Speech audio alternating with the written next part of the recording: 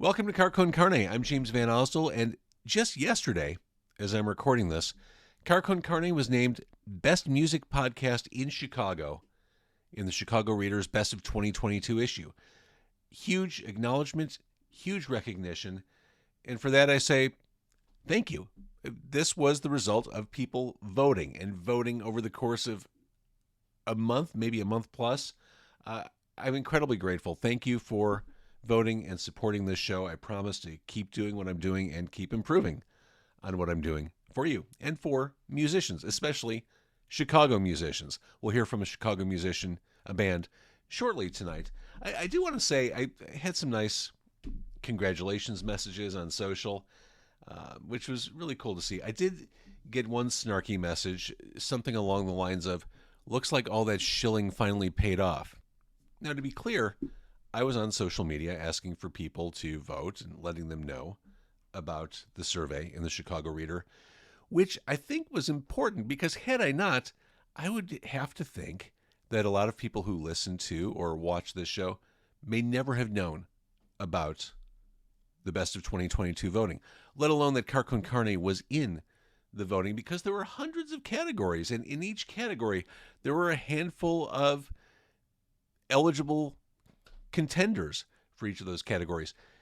It was an awareness campaign more than anything. The bottom line is, I could talk about it all I wanted to. People didn't have to vote for me. I would never know, but they did. So it wasn't shilling so much as just letting people know, here's this thing I'm up for. Here's how you get there. Here's how you find it. Just so you know, it's not like we don't have a million distractions coming at us each and every day. Sometimes a little extra awareness helps. That aside, I don't think it was shilling. I think it was promotion, and I am grateful for all who support this show. Carcon Carne is sponsored by Suburban Roofing and Siding, a family-owned company that provides interior and exterior home remodeling services, offering services throughout the Chicago area, city, suburbs. Their staff has more than 40 years of collective experience. Roofing, siding, windows, gutters. They do it all. Call their friendly team and get started today. Call 224-677-6149, 224-677-6149, or visit suburbanroofingandsiding.com. Carcon Carne also sponsored by a book. It is sponsored by 90 Days in the 90s. What an appropriate sponsor for today's episode with triple fast action. 90 Days in the 90s. It's a time travel trip backward to the 90s in Chicago. Darby owns a record store in Chicago. She jumps on the gray line, which is the time travel line of the CTA, and she goes back to Chicago in the 90s. What a time that was. We're going to cover that tonight on the show. But to get this book, to be part of this nostalgic trip back to a really amazing time in Chicago history, go to 90daysinthe90s.com or find the book on Amazon. Okay, I haven't done this for a very long time. I haven't gone virtual and live really since peak pandemic time. So I'm glad that kind of worked. If you're watching this live on Facebook or YouTube, thank you. Thank you for joining. This is exciting. I'm James Van Osdell. This is Carcon Carne, the recently named Best Music Podcast in Chicago, according to the readers of the Chicago Reader. Thank you for that. Without further ado, I want to bring on my guest. He is a longtime friend. He is a super talented musician. He is Brian St. Clair, who today is representing Triple Fast Action. You may also remember him from his days in Local H. Triple Fast Action, this new album, this new triple album, it collects 32 rare and unreleased tracks from Triple Fast Action, including 20 that were recorded at the band's practice space in the early to mid-90s as they recorded demos for Capitol Records. It also includes a cover recorded in the studio with me when I hosted the local music showcase on Q101. Brian St. Clair, it is so good to see you. I want to talk about this. This is kind of like a warts and all collection of Triple Fast Action. Yeah, it was a big project. It feels like a big project. I mean, just sifting through the archives had to be an effort in and of itself to find stuff that was usable. Yeah, it all started with Dave Fry, our old manager. He found a couple boxes of DAT tapes and such. And people probably don't even know what a DAT tape is at this point. I mean, for real. They're like little micro cassettes. Yeah, and digital tape. Yes. And they held like up to 2 hours of content. I think so. something like that. So Dave found all this stuff. There were cassettes, there were DAT tapes, and Ronnie, our guitar player, found a box of reel-to-reel tapes in his basement. So between all that, you know, Justin Wexler from Forge Again Records, he had put out the reissue of Cattlemen Don't, and we started talking, and he said, "Why not just do a big collection of stuff before Broadcaster and before Cattlemen Don't?" So that's how we got here. Broadcaster, the Capitol Records debut, and a couple of demos that led to different versions on Broadcaster or on this, like Aerosmith, Bird Again. And it's fun kind of hearing those early stages of those songs.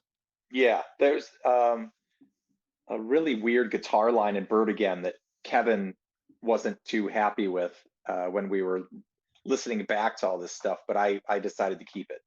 And as I was listening to that demo and the cover of Someday I'll Treat You Good by Sparkle Horse on this album, I was thinking, did you guys also play Bird Again when you were in the studio with me back in the day? I It's feel like you did. possible. It's possible. I don't remember. Lost in the sands of time. Yeah. I mean, it's possible I have it on tape someplace.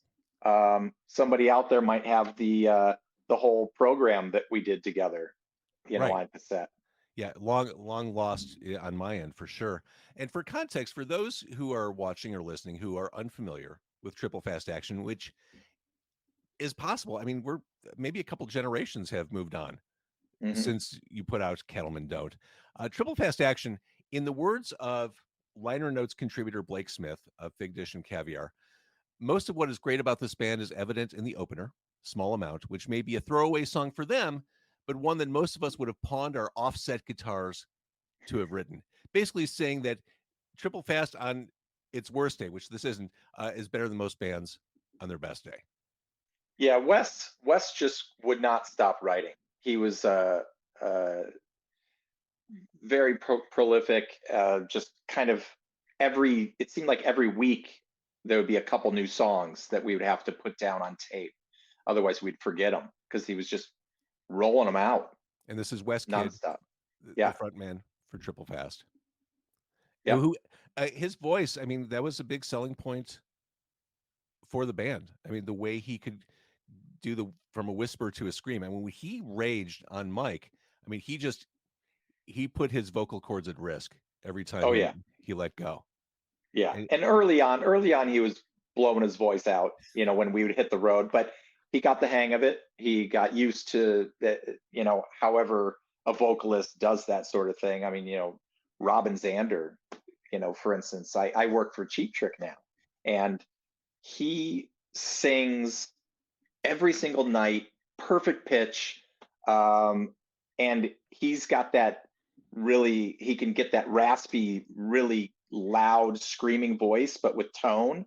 And I think Wes had something similar to that. Mm-hmm. Just practice. I mentioned what Blake said in the liner notes of the new album, Triple Fast Action. It's self-titled. It'll be available on the 21st of April. On the screen, as we're doing this live stream, I have a quote from Scott Lucas of Local H, which is on the hype sticker for the release. Triple Fast Action was the band we all wanted to be. And that's the story that's been told over and over again. You were the band that all the other bands could agree on. And this is in a period where no one could agree on anything. Getting consensus on anything was difficult. Knowing that and that period in time, were there bands that you thought, oh no, that's the band we want to be? Well, yeah. I mean, you know, everybody wanted to be Nirvana. Everybody wanted to be the Pumpkins. Everybody wanted that success. As far as success went, we never really tasted what some of our peers did, like Veruca Salt and Local H. Us and Fig Dish kind of faded off into obscurity. But you know, I mean, we got to rub shoulders at least with success. And but I think for Triple Fast, it was more about the music and just the life. I mean, we just wanted to tour. That's all we wanted to do, is go out there, make records, and tour. Well, to invoke Scott Lucas's name again, I mean, the last Local H album was Lifers. He has his podcast, Lifers, where in the podcast he talks to people who are lifers. Like this is what they do. This is what they'll always do. Brian St. Clair, I can't imagine you not being around music for the rest of your life. I agree with you. I mean, I'm looking at you on your screen. Looks like you have a gig poster to your right. You've got a wall of records behind you. Every time I see you on social media, you are buying a new wall of records. You are about as much of a music fan and practitioner as I will ever meet. Yeah, it's a lot of fun, and that's all I've ever known. Straight out of high school, I jumped in a van instead of going to graduation. I hopped in a van and with Rights of the Accused, and we went out to New York City on tour. Let's talk about going to New York City on tour, because you just released a video to go along with this Triple Fast Action self-titled release, the song Mooner. I guess I'm surprised, and I see there's video footage of the band in New York City. I guess I'm surprised that you have that much footage. I mean, these days everyone has video cameras in their pockets, but 1993-ish, 1994, I mean, you had to be really purposeful to bring a camera with you, and you can have a lot Yeah, of stuff. and I honestly, I don't know if that was Dave Fry's camera or if Wes had it. Maybe Wes got it from his parents. I can't remember. But we started out the tour, or started out with the camera in Chicago, and we filmed on and off all the way through the end of recording Broadcaster. So we have hours and hours of videotape of that whole session.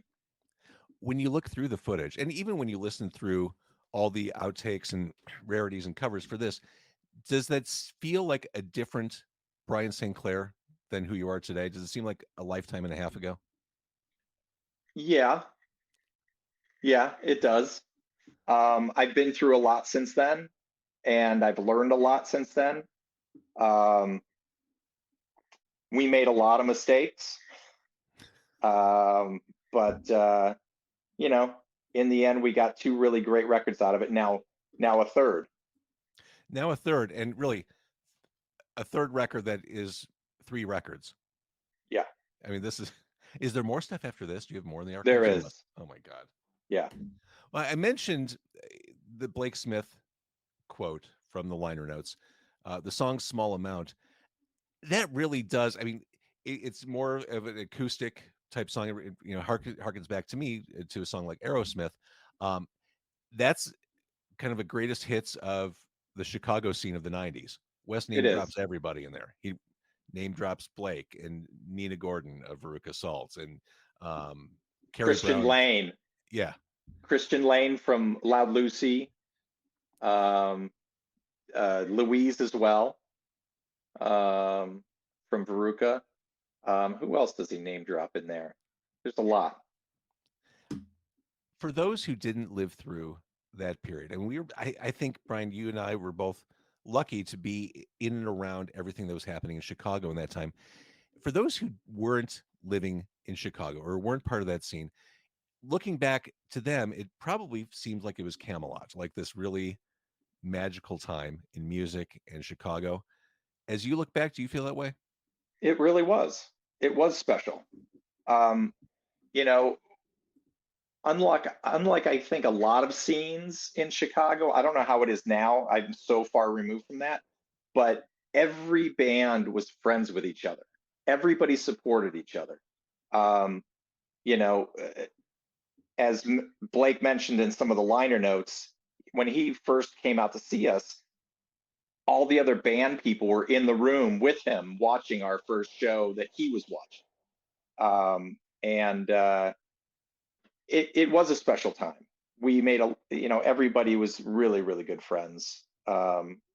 We would jump on stage with each other. We would buy each other's merch. It was great.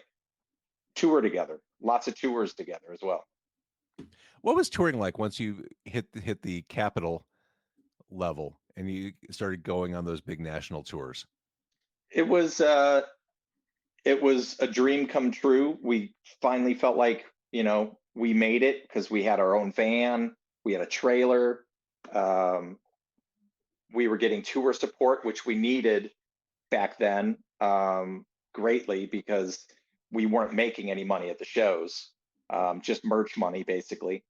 Um, but it all came to a very abrupt end when Capitol told us to stay home after Revved Up didn't hit at radio the way they thought it was going to hit. They were getting ready to set up a second single, and they told us to go home, and that didn't really sit well with us. That's just crazy too. You get one shot, one song, and I'm guessing you didn't even have a say in what the single was. I think we all thought "Revved Up" was the obvious song. Um, the label wanted to follow up with "Bird" again, and then I think it was possible that they were talking about "American City World" at some point as well, but that could just be me making stuff up in my head. But no, it was one of those situations. They told us to go home, and they needed to set up the next single, and we were supposed to go back to our day jobs for 6 months. Oh God. And to tell a band like us, who alls we wanted to do was tour Yeah. and play shows, to sit at home for 6 months, I mean, that was just a death sentence, you know? Since we're talking about re-releasing music, we're talking about these B-sides and rarities and demos. Cattlemen Don't was pressed on the vinyl, put out into the world again. What was that, like 2 years ago at this point? Time It is was, time's a yeah, blur at this. Since we're talking about broadcaster, any chance you'll ever get your hands back on that, or are they just we hope so. We're trying. Um, we would like to do a proper reissue of that on vinyl and on CD. There's a lot of bonus material there as well.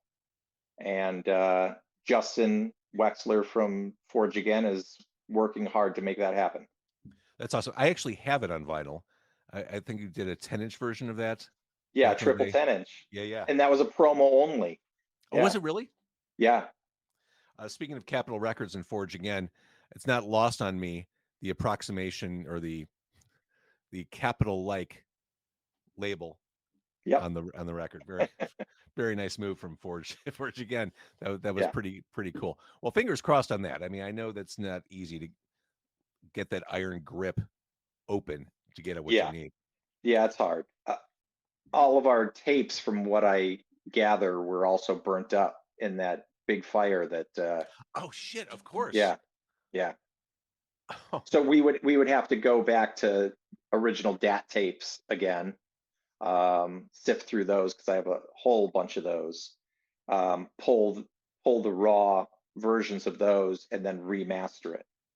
you know what I'm piecing together as we're talking, as I'm looking at your records behind you and listening to you talk about the band. You're the band archivist. I mean, this is kind of your personality, isn't it? You're a collector and an archivist, Yeah, it all historian. started with Star Wars. How so? Um, I would When I was a kid, I wanted all the Star Wars figures, and I would get two of them. So I'd open one just to display and play with, and the other one I would leave sealed. There it is. And because I like the packaging was really cool, and I even the ones I opened, I would save the packaging because it just looked cool. You're talking to a guy who was raised on comic books, and I would buy two copies of the really good ones, Hmm. one to bag and one for the library, one to read. Yeah, that's the Similar way to do collector. it. And I got that collector mentality from my grandmother. She was like an antique store freak, and I Oh, remember okay.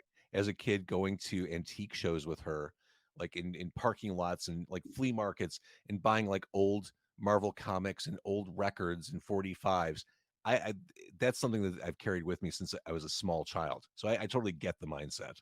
Yeah, yeah. I've always been a collector. And you're the archivist. You're the triple fast action historian.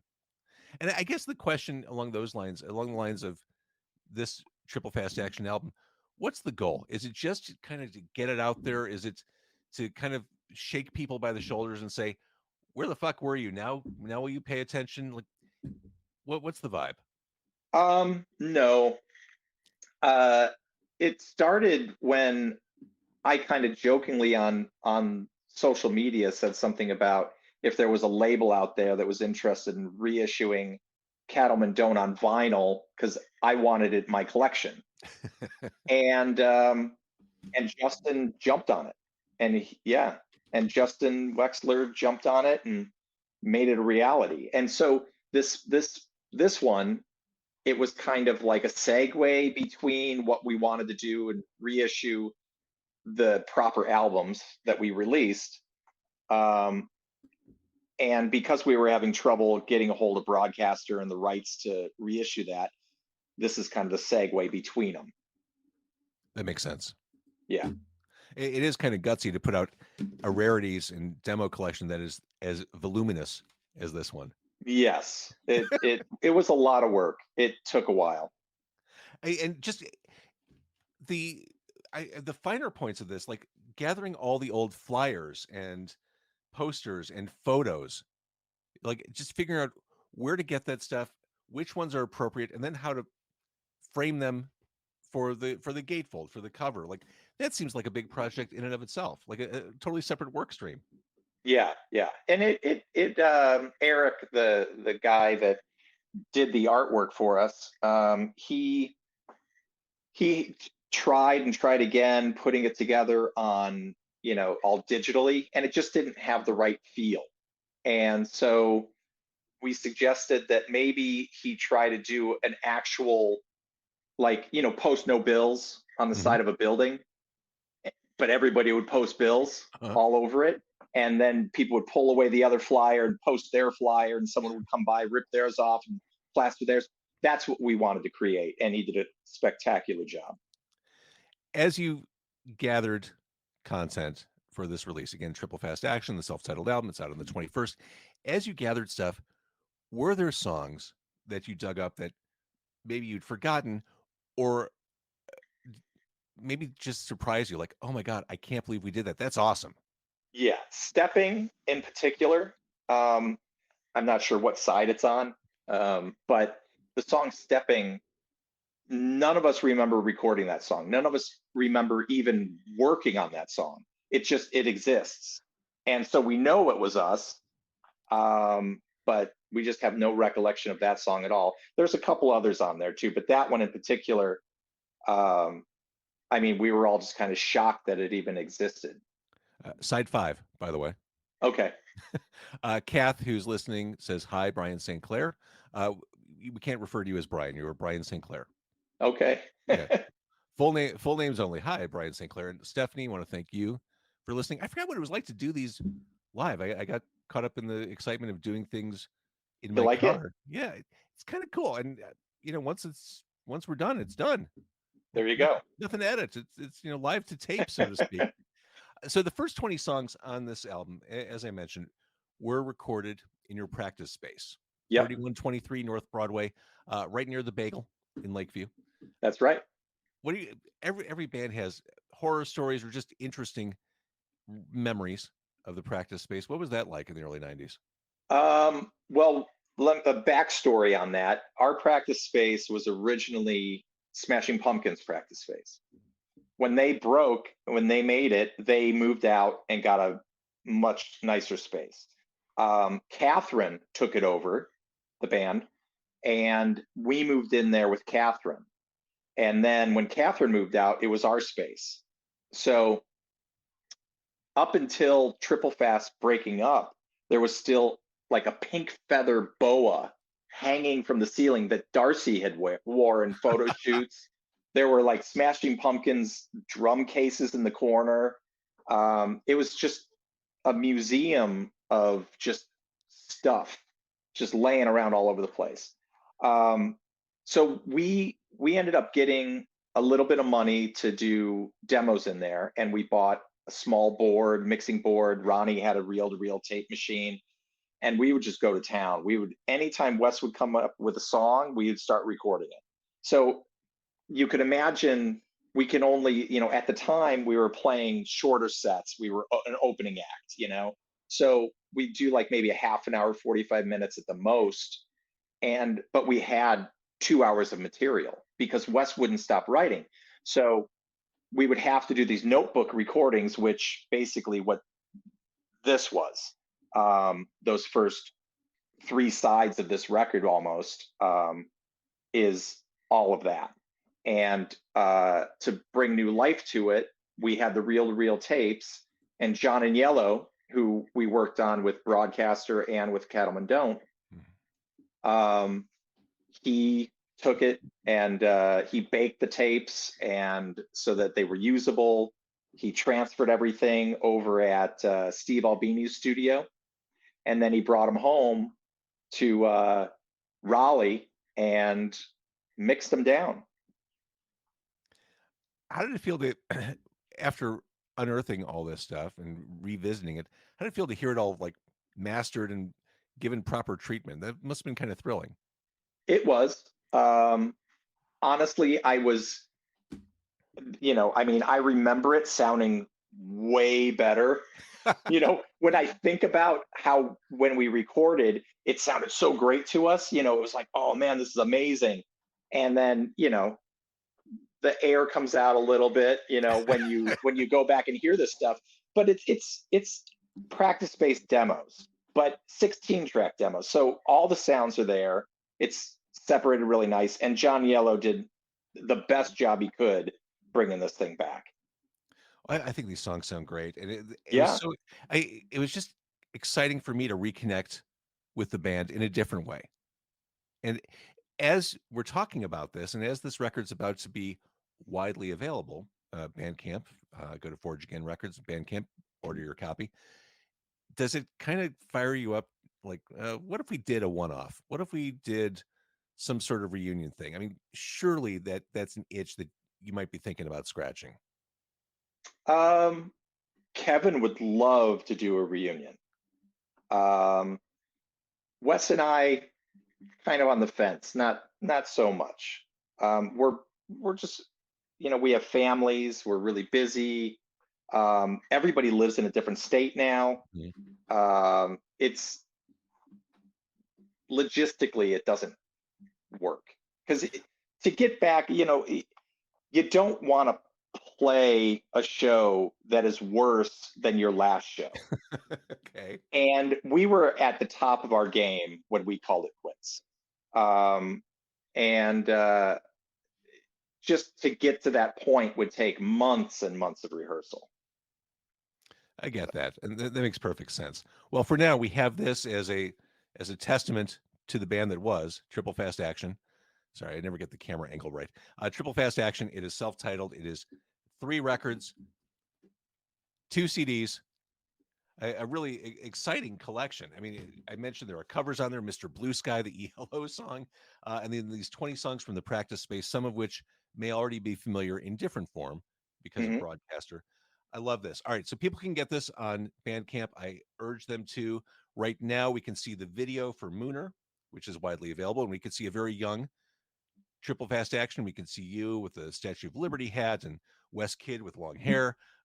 Really, I think when I met Wes, it was already like short hair era Wes Kidd. Yeah, I believe so. So this is archival stuff, truly. All right, this is available now. I love that this exists. Thank you for the time you put in. Speaking as a fan, thank you for the time you put in to make this happen. Well, thanks for helping us promote it. Easy. And now, Triple Fast Action aside, this has been a year, a 12-month period of Brian St. Clair reissues and reestablishing stuff. Pretty cool to see this on vinyl. Oh yeah, look at that. Oh, over there. Here Comes the Zoo. Wait, how did that feel to see this on record for the first time? That was cool, and Jack Douglas mixes too.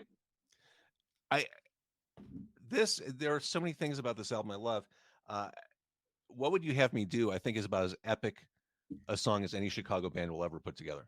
I mean, probably true. Epic length for sure, but also epic.